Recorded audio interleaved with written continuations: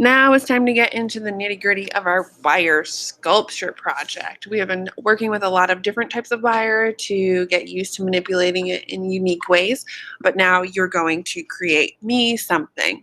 So here's an example of a shoe that was made. For this assignment, you are going to focus on using a variety of different wire types.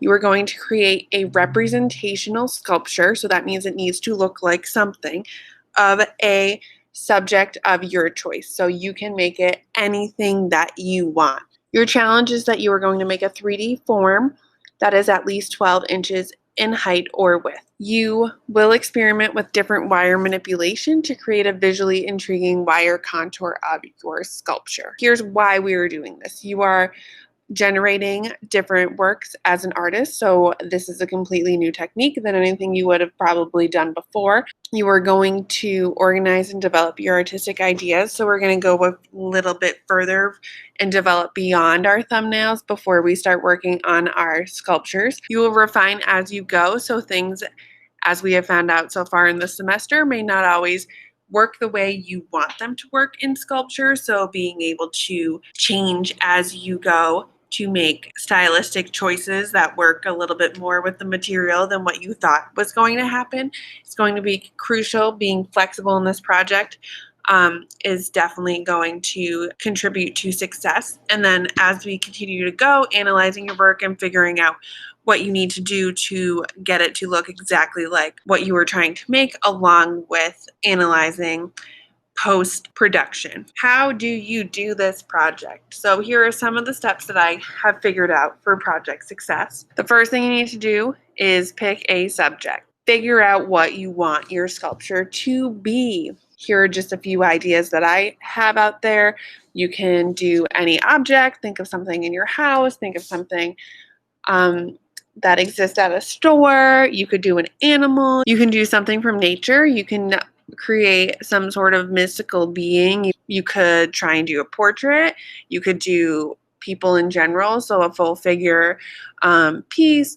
You could try and recreate some sort of clothing or accessory. You could do food. Pretty much everything is fair game as long as it's something that we can tell immediately what it is from recognition. You are going to then create thumbnail drawings for your subject. To begin your thumbnails, I would like you to find different angles of whatever your subject is to use as references for drawing. We need to keep in mind as we go that sculpture is a 3D medium, so we can't just know what the front of a camera looks like. We need to know what it looks like from all views in order to accurately portray it in a sculpture. You are going to draw 3 different thumbnails of your subject, thinking about what sort of composition you would like it to look like.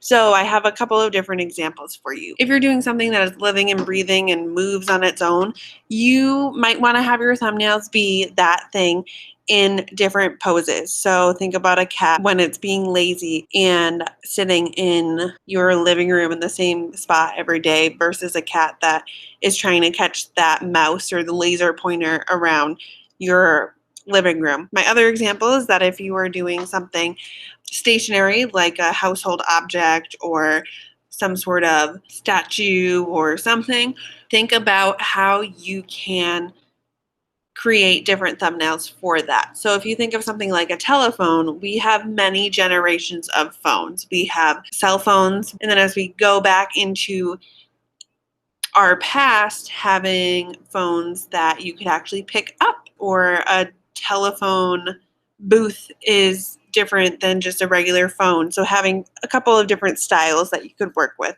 Here are my examples of my cat thumbnails, just so you can see what I mean about different poses.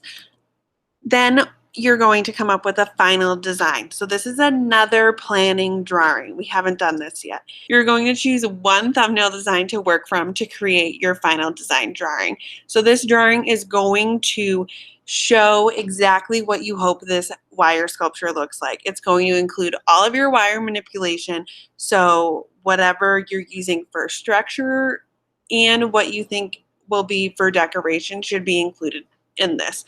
Your final design drawing is a 3-part drawing that must include your front view, your back view, and your side view so that we can think about 360 degrees of this sculpture. Here's an example of my final design Then we're just going to get building. Just like everything we've done so far, it's going to be totally up to how you work as an artist and how you manipulate. So you're going to use wire cutters. If you have pliers at home, bring them in.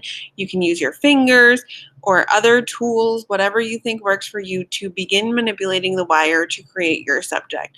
I have attached a Wakelet link that is full of different YouTube videos to go about the wire construction. There is no right answer. So use your time wisely, do some research, figure out how you want your pieces to be put together.